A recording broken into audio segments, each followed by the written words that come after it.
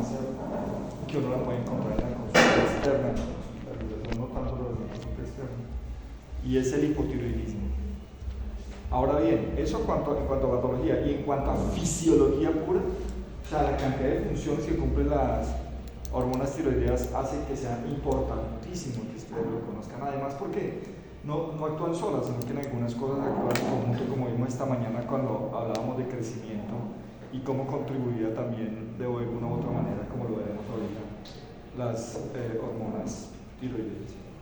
Lo primero que tenemos que recordar entonces es que es una glándula que se ubica en el cuello, en la parte anterior al tráqueo, y que consta de 2 lóbulos. A veces aparece un tercer lóbulo, como el que están viendo ustedes ahí en la imagen, que se llama lóbulo piramidal, que es una variante anatómica que ni le quita ni le pone. ¿Qué quiere decir? Que si a usted lo tiene, chévere, y si no lo tiene, también chévere, no pasa nada. Y esos 2 lóbulos, el derecho y el izquierdo, están conectados por una franja de tejido que también es tiroideo, ¿cierto? Que es esta que voy a señalar ahorita, que se llama el istmo, esta partecita de acá. O sea, esto es el istmo que une el lóbulo, en este caso el lóbulo derecho, con el lóbulo izquierdo. Y que si hacemos un corte histológico, como lo veremos más adelante, y lo vemos al microscopio como ya lo vimos en histología, lo que vamos a observar es unas rueditas que se llaman los folículos tiroideos.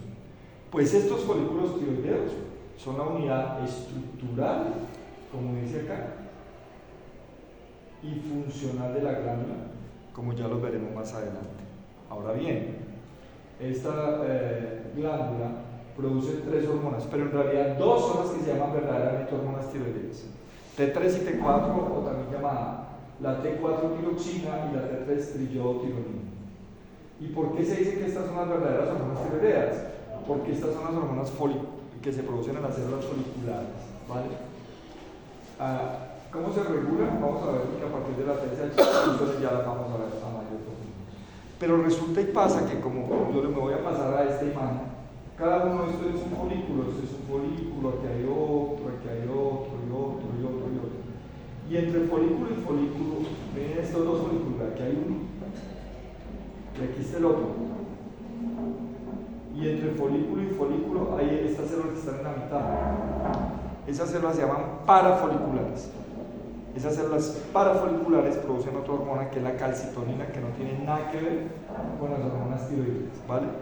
Entonces, resumen, si yo corto al microscopio veo, entonces veo unas rueditas así como esta, o esta más grandes, más chiquitas, que se llaman folículos tiroideos, que están rodeadas por estas células. Esos puntos que ustedes también ven, son estas células que están aquí adentro, que se llaman células foliculares. Y las células foliculares son las que producen T3 y T4. Pero por fuera están estas células que se llaman parafoliculares. Esas son las que producen calcitonina. Nosotros, cuando hablamos de hormonas tiroideas, solamente pensamos en T3 y T4. ¿Vale? Muy bien. Entonces, este folículo tiroideo o este, adentro tiene una sustancia como gelatinosa, miren esta sustancia, que se llama coloide.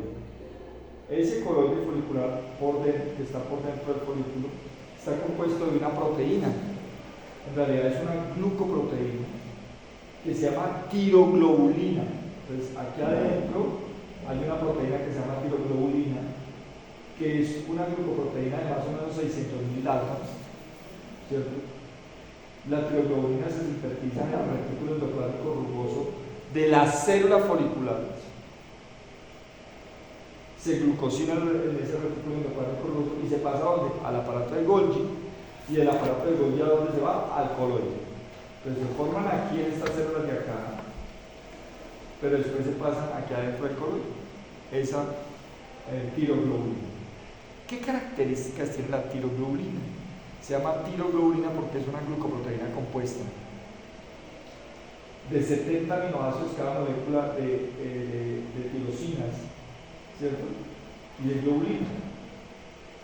Ahora bien, esas tirosinas, que son esos aminoácidos, son muy importantes para que después se van a unir con los yos para formar las hormonas tiroideas.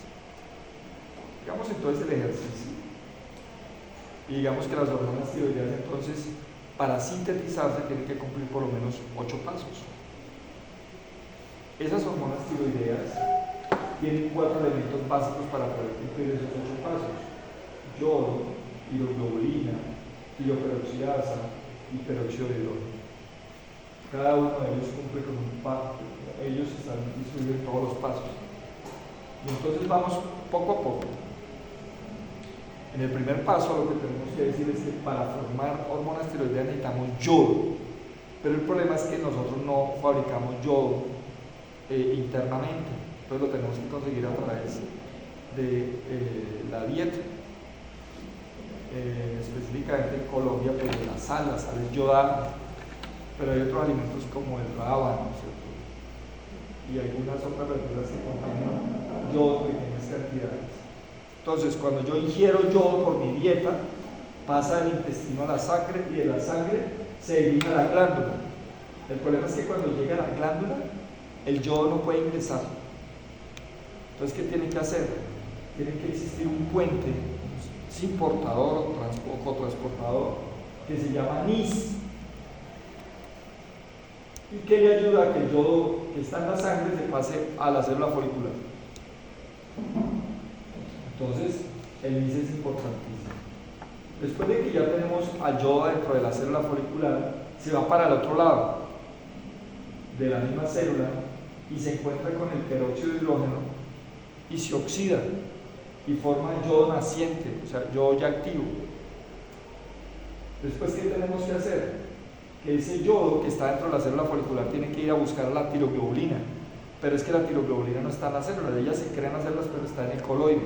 Entonces tiene que pasar al otro lado, al lado del coloide, y otra vez se encuentra con un problema, y es que no tiene quien lo transporte. Entonces utiliza un transportador que se llama pendrina, y la pendrina lo pasa de la célula al coloide. Allá en el coloide, esas moléculas de yodo se encuentran con la tiroglobulina y encuentran que la tiroglobulina tiene 70 moléculas de tirosina disponibles. Entonces un yodo ahí se le pega a una tirosina, o 2 yodos se le pegan a una tirosina, y entonces cuando un yodo se pega a una tirosina forma monoyodotirosina, y cuando 2 yodos se le pegan a una tirosina forman diyodotirosina. Esas se llaman yodotirosinas, el MID y el DIT, monoyodotirosina o diyodotirosina. Para que se formen estos, lo hacen gracias a una enzima que se llama tiroperoxidasa. Ahora bien, en el paso 5, ¿cuál es el problema del MID y el DIT? Que son hormonas todavía totalmente inactivas, no sirven para nada desde el punto de vista fisiológico. Entonces, ¿qué tenemos que hacer? El paso 5, que es acoplar un MID con un DIT y formamos T3, o 2 DIT y formamos T4, y ahí sí ya se forman las hormonas activas. Paso 5, que también se llama de acoplamiento. Pero bien, el problema es que ahorita estamos dentro del coloide y tenemos que devolvernos otra vez para poder llegar a la célula, y de la célula devolvernos otra vez a la sangre para que vayan a los tejidos y el tubo. Entonces el paso 6 es devolvernos del coloide a la célula, y lo hacemos por micropinocitosis o macropinocitosis. En el caso de la macropinocitosis por pseudopos, como lo veremos ahorita en una gráfica que tengo por allí, y nos devolvemos otra vez a la célula. ¿Cuál es el problema? Que cuando yo me devuelvo, cuando se devuelven los yodos, los MID y los DIT, se devuelven en pedazos completos de la tiroglobulina, no ya sueltos. Entonces esos pedazos grandes de tiroglobulina entran y se van hacia una parte que es el lisosoma de las células. Allá en el lisosoma de las células hay unas enzimas que se llaman catepsina de ditiolproteasas, que son tijeras que cortan y ahora sí lo dejan libre. MID, DIT, pero más que todo T3, T4, T3, T4. Y ya cuando ya estamos libres, salimos de lisosomas, nos vamos al citosol a esperar que nos llamen para poder ser liberado a la sangre en el paso 8. Si lo volvemos a ver, el paso 1, entonces, ¿cuál es? Captación del yodo. ¿Cuál es? Míralo acá. O sea que esto que viene siendo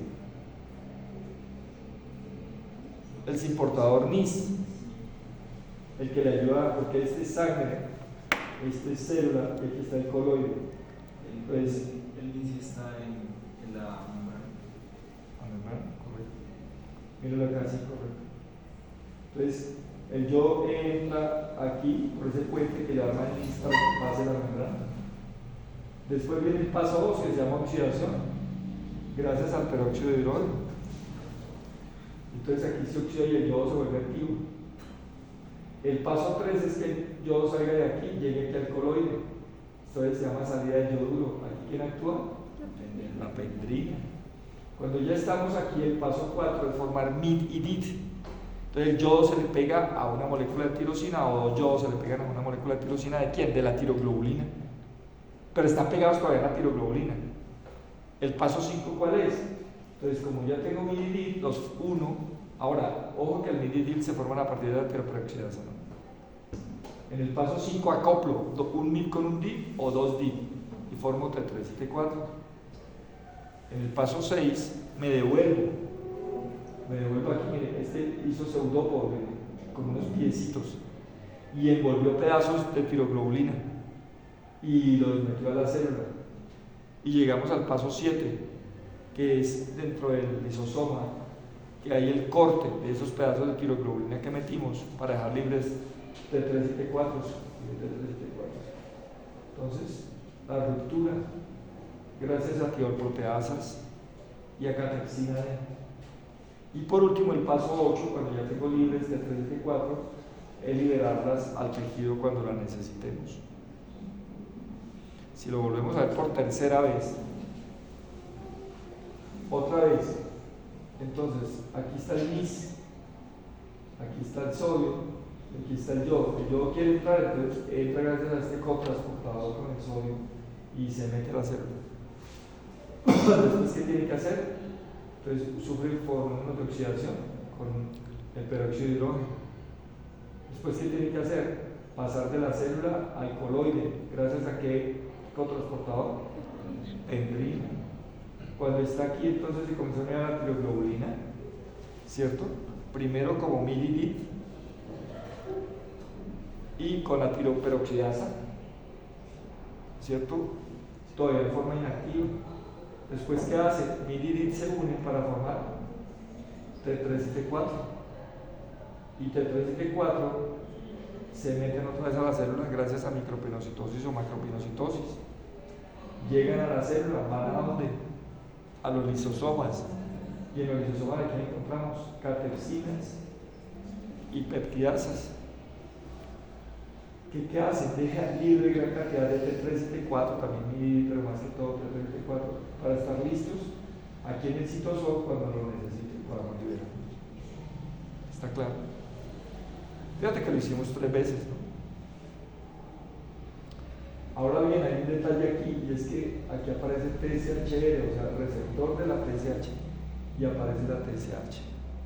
Quiere decir que entonces, para que se cumplan todos esos 8 pasos, primero tiene que acoplarse la TSH con su receptor. ¿De dónde proviene la TSH? De la adenohipófisis. ¿Por qué se liberó TSH? Porque el hipotálamo liberó TRH. Y entonces, ¿qué hace la TSH? ¿Cuál es la orden que da? Entonces, es la que regula las funciones de la glándula por medio de su receptor, que está localizada en la parte basal. Y a nivel folicular le dice, por ejemplo, que aumente la expresión de receptores de TSH, que aumente el tamaño y la función de las células secretoras, que aumente el número de células y las transforme en cuboidesas cilíndricas. ¿Qué más le dice que haga? Que haya muchos NIS para poder entrar, que aumente la concentración de yodo folicular, o sea, que se active, que aumente el flujo sanguíneo y por ello el aporte de ioduros a la glándula, que aumente la expresión de tiroglobulina y tiroperoxidasa y en el peróxido de hidrógeno, que se yode la tirosina, o sea que se le peguen yodos a la tirosina y formen MID y formen DIT, que se unan con T3 formando T3 y T4 y que se devuelvan otra vez por macropinocitosis, ¿se acuerdan? Paso 6. Y por último, secreción de hormona tiroidea con aumento de la proteólisis, o sea que corta allá adentro en los lisosomas, ¿se acuerdan? Para por último ser liberado.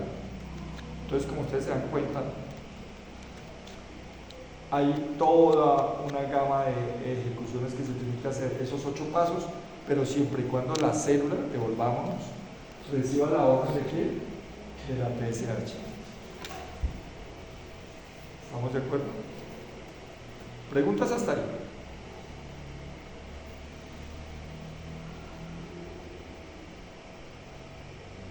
Ya cuando T3 y T4 están en el citosol, ¿qué estimula la libertad? ¿Cómo? Ya cuando T3 y T4 están en el citosol, ¿cómo se liberan ya la sangre? ¿Cómo se liberan? Por exocitosis. ¿Y por qué? Por las necesidades que el cuerpo tiene.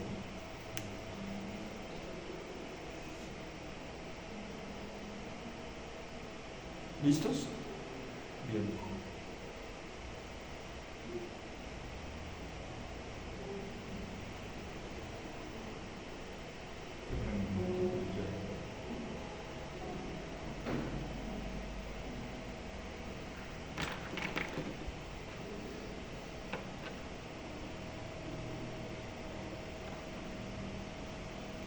Listo. Entonces, ¿cuál es el destino? ¿Para dónde se van las hormonas? Actúan uniéndose a los receptores alfa y beta. El receptor alfa es abundante en algunos sitios, el beta en otros sitios, ¿cierto? Pero aquí viene una cosa importantísima. Aquí vamos a detenernos un ratico, ¿vale? Y es para qué sirven T3 y T4. ¿Por qué yo dije que eran tan importantes? Porque actúan en muchos sitios, por ejemplo, corazón, médula adiposa, músculo, hueso, sistema nervioso, intestino, hipoproteína y otros. En corazón, antes de esto, incrementa el número y la afinidad de receptores beta-adrenérgicos, aumenta la respuesta catecolaminas, o sea, adrenalina, noradrenalina, estimulantes incrementando la proporción de cadenas pesadas de la miosina beta con mayor actividad ATPasa, o sea, para que se contraiga el músculo y por lo tanto tiene un efecto cronotrópico, o sea, que aumentan la frecuencia cardíaca, e inotrópico. Pero no es que pongan al paciente taquicárdico, sino en los pacientes normales que estabilizan la frecuencia cardíaca. Es que si no tuviéramos T3 y T4 seríamos bradicárdicos, ¿sí me hago entender? Ahora, si tenemos mucha T3 y T4, pues ahí sí nos ponemos taquicárdicos, pero no es lo más frecuente. En tejido adiposo, ¿para qué sirve? Para hacer lipólisis, o sea, para fracturar los lípidos, o sea, es catabólico. En el músculo también incrementa la degradación de proteínas, entonces es catabólico también. En hueso, al contrario, promueve el desarrollo, el crecimiento y desarrollo de esqueletos normales. Mire cómo va de la mano ahí con la hormona de crecimiento, con insulina. En sistema nervioso, promueve el desarrollo del encéfalo normal. Aquí es importantísimo los primeros meses de nacimiento, la función que cumple T3 y T4, haciendo que las conexiones intracerebrales se produzcan muchísimo mejor y entonces haciendo que el cerebro madure de los niños chiquiticos. Si no lo hacen, como siempre lo digo, van a quedar con retardo mental. Entonces ellas lo que hacen es que estimulan a las neuronas para que hagan conexiones, comienzan a hacer conexiones. El intestino es metabólico, incrementa la velocidad de absorción de los carbohidratos, haciendo que cuando está la T3 y la T4 absorbamos más carbohidratos para tener más energía, porque acuerden que lo que va a hacer es aumentar la tasa metabólica. En las lipoproteínas se estimula la formación de receptores, no de lipoproteínas, de receptores de lipoproteínas, que los receptores de LDL, sobre todo de LDL, son los que se encargan de degradar las LDL en el hepatocito. Y también pues aumenta toda la tasa metabólica de las células, por lo tanto tiene efecto de producir calor, o sea calorigénico. Estimula el consumo de oxígeno por los tejidos metabólicamente activos, excepción de algunos como testículos, nervio linfático, vaso, ánodo, y en resumen incrementa la tasa metabólica basal. O sea, que nosotros vivimos y estamos activos gracias a T3 y T4. Si nos pasamos de T3 y T4 nos ponemos demasiado activos, y si nos falta, nos ponemos demasiado pasivos.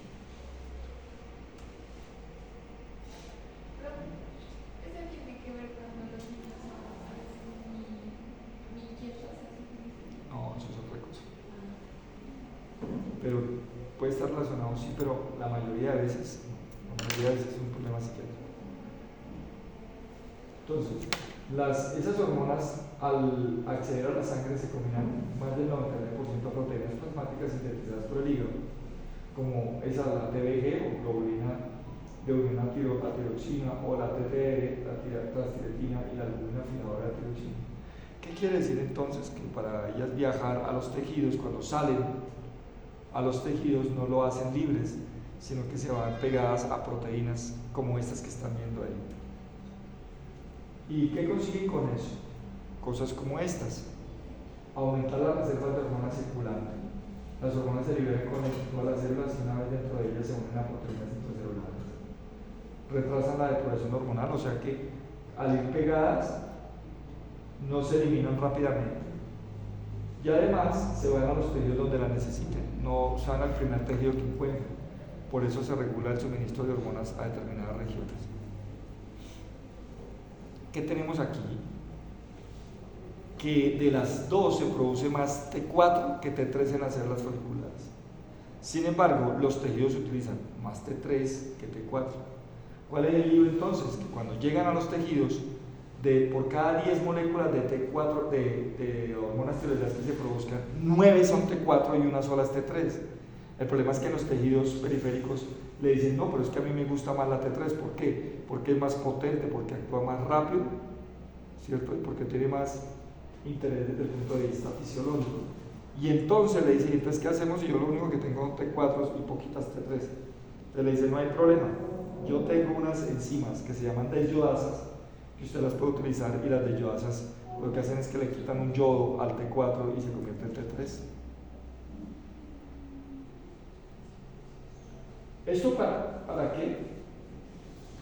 La pregunta del millón sería, ¿y entonces para qué tengo tanta T4 si lo que yo utilizo es T3? Para esto que dice aquí, modular la cantidad de hormona activa. ¿Qué quiere decir eso? Que no todos los tejidos necesitan igual cantidad de T3. Entonces, ¿qué es lo que debo hacer yo? Lo que debo hacer es utilizar la cantidad convertir la cantidad de T4 en T3 en la medida en que la necesitemos. Porque de otra manera, ¿qué pasaría? Que a la célula sería todo al T3 y una vez la utilizaría sin necesidad. Esas son las desyodasas, donde se utilizan y para qué sirven. Por favor, tengan en cuenta si pueden o no lo hagan.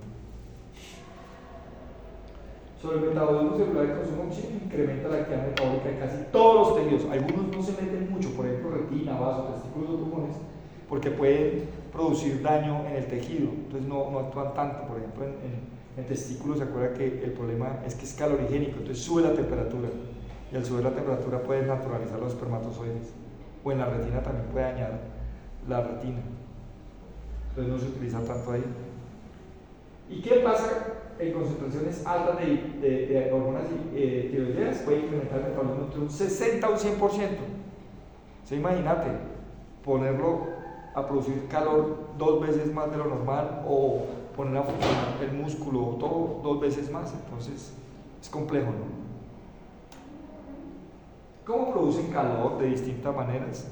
Aumentan el tamaño de las mitocondrias, estimulan la función celular, el consumo de oxígeno aumenta como respuesta al aumento del metabolismo, aumenta la producción de sodio, potasio, ATPasas, aumentando el transporte de sodio y potasio a ciertos tejidos, lo que hace que acuérdense que la sodio, potasio, ATPasa es una hormona, es una bomba dependiente de energía, por lo tanto produce energía y calor, aumenta la síntesis proteica y el catabolismo, incrementa la absorción de carbohidratos, promueve la glucogenólisis y la gluconeogénesis, induce un descenso en la producción plasmática de colesterol, fosfolípidos, triglicéridos, aumentando, ya lo dije hace rato, receptores de LL. ¿Cuáles son los receptores de LL? Lo que hacen es que destruyen las LDL, los hepatocitos, acelera el índice de utilización de vitaminas.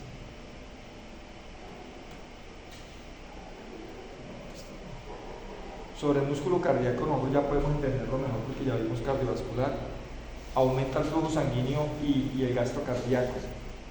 Aumenta el uso de oxígeno y la liberación de metabolitos produciendo vasodilatación, aumentando el flujo sanguíneo y aumentando el gasto cardíaco. Aumenta la frecuencia cardíaca. se eleva por el incremento en gasto cardíaco y por un efecto directo sobre la excitabilidad del miocardio. ¿Cómo es el eje? Me voy a saltar aquí. Por favor, vamos a repetirlo varias veces. Hipotálamo, ¿qué produce? TRH. Por vía sanguínea, ¿viaja a dónde? A la hipófisis. ¿Qué produce la hipófisis? TSH. La TSH ya sabemos dónde va, a la tiroides y produce esos, ¿recuerdan todos esos pasos que les mostré? Y entonces se produce T3 y T4. T3 y T4 hacen su efecto. Entonces, ¿cómo qué? Pues todos los que vimos sobre el músculo, sobre cerebro, sobre hueso, sobre adipocitos, sobre corazón. Cuando ya ha cumplido su función y todavía sigue estando alto, ¿qué hace? Le manda una información tanto a la hipófisis como al hipotálamo diciéndole gracias, produzca menos TRH para que se produzca menos TSH, para que se produzca menos T3 y T4 y todo vuelve a la normalidad. Este es un feedback negativo. Sencilla T4 en el receptor nuclear, aumento de la supresión, aumento de la conversión de T4 en el receptor, supresión por efecto negativo de las unidades altas beta y módulo de expresión de TRH. Entonces, ¿qué hemos conseguido con esto? Que funcione perfectamente, en este caso, un típico feedback negativo. ¿Sí lo vieron? Feedback negativo. ¿Qué pasa si por el contrario?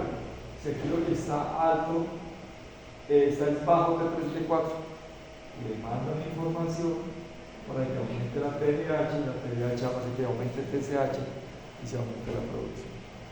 ¿Estamos de acuerdo? Preguntas, por favor.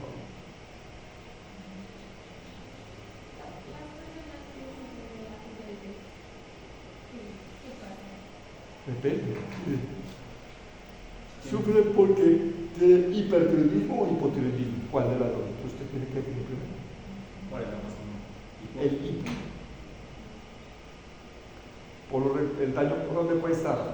O puede estar en la glándula, o puede estar en el hipófisis, o puede estar en el hipotálamo. Por lo regular, el 90% del daño está en la glándula, perdón. Cuando está en la glándula se llama hipotiroidismo primario, cuando está en la hipófisis secundaria y cuando está en el hipotálamo terciario. También se conoce como hipotiroidismo central, para no decirle secundario y terciario. El secundario y terciario, entre los dos, son el central.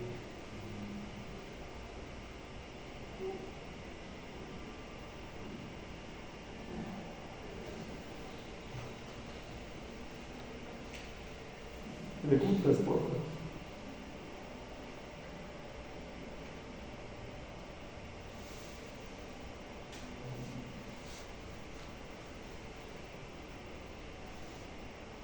¿Por qué no actúan en los pulmones?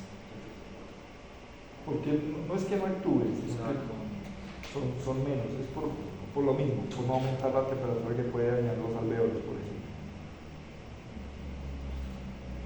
Pero sin embargo, sí.